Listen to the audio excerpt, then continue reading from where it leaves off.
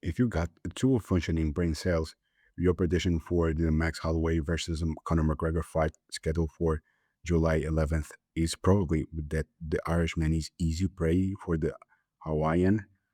And honestly, that's the general public opinion right now. The odds have tightened up a little since then, but when they first opened, Conor was nearly 5-1 underdog. And it wasn't crazy at all if you think about all the arguments in Max Holloway's favor. Conor has been inactive for 5 years. The last time he fought Alex Pereira and Ilia Topuria hadn't even made their UFC debut yet. The world was completely different. That much time away from focused training without a proper fight camp also means little to no evolution in a sport where the competition keeps getting younger, improves faster, and where trends can shift after just one fight. Think about something like the spinning elbow, for example, which became one of the most hyped strikes in 2025. The more the sport evolves, the more new strategies, techniques, combinations, and creative ways to defend or shut down opponents start showing up. Meanwhile, Max Holloway stayed active and kept fighting the best in the world and beat a bunch of them. That said, MMA isn't math. The gap in betting odds has gotten smaller. So, what if Conor McGregor shocks the world and beats Max Holloway? It's not impossible if you look at the fact that Holloway also has weaknesses here. The fight is happening at a higher weight class.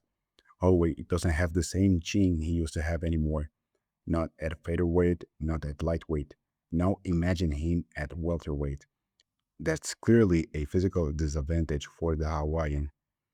So, what happens in this alternate universe where Max Holloway gets knocked out by McGregor in July 11th? For McGregor, Max Holloway is high risk but also high reward. If the Irishman loses, then what happens? Exactly what everybody already expected. But if he wins, then beyond being the biggest celebrity in the sport, he becomes somebody with real competitive credibility again. And he gets back that confidence we've all seen for, the same confidence that's always been McGregor's for, with that confidence exploding after beating the fighter with the highest significant strike output in UFC history. McGregor turns into a silverback gorilla with supreme confidence. And at that point, there's no way he grabs a mic and calls out Michael Chandler. He's not about to pull a Renato Moicano and start asking for easy fights to make easy money. But at the top of the division, he also wouldn't have many options that actually make sense. Think about it. If he calls for a BMF title fight with Charles Oliveira, sure, he'd had some moments on the field, but there's almost no chance he survives the jiu-jitsu of the greatest submission artist in UFC story. If it's at 170, then he'd potentially be fighting for the belt against Ian Gary, his fellow Irishman, and someone he seems to have a genuinely good relationship with, almost like a fan and an inspiration.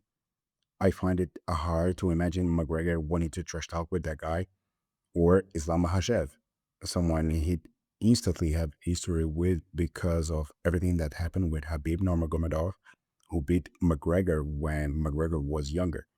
Already declining, yes, but still not that far removed from his prime. Now, imagine him dealing with an Islam who's even bigger and stronger than Habib was at lightweight. McGregor would be easy prey for Russians grappling.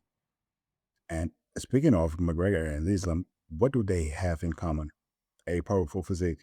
Not a massive, but a physique that grabs attention and instantly shows people they're not just athletic and dangerous.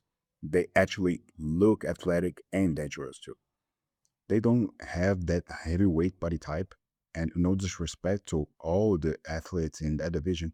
They are elite fighters, and we all understand that the focus of training is on performance inside of the fight, not in aesthetics physique.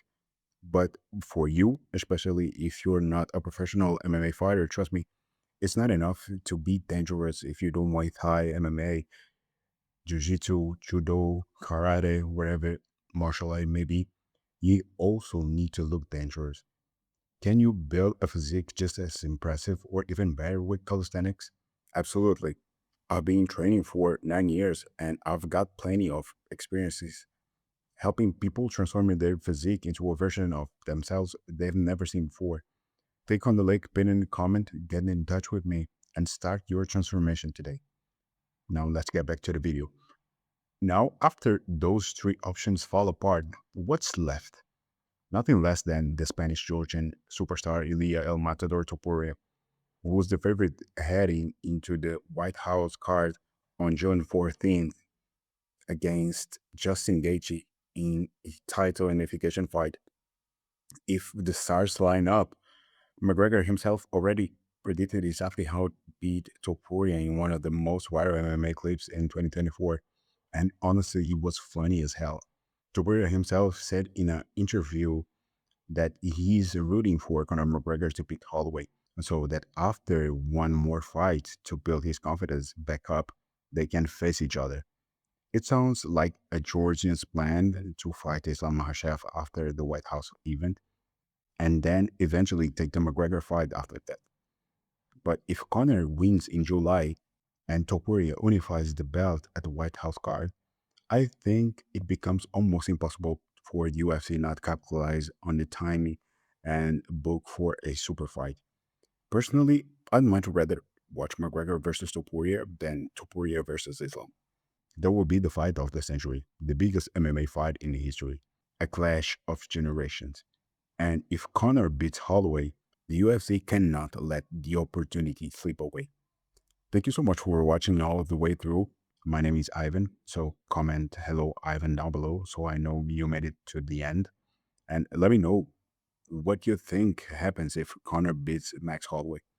Drop a like, it really helps the channel to grow. Share this video and definitely send it to that friend of yours, your training partner, whatever, and show them this McGregor multiverse theory. And subscribe to the channel. I'll see you in the next one. And don't forget to click in the link if you want to leave 2026 looking completely different from the way you started it. Let's get it.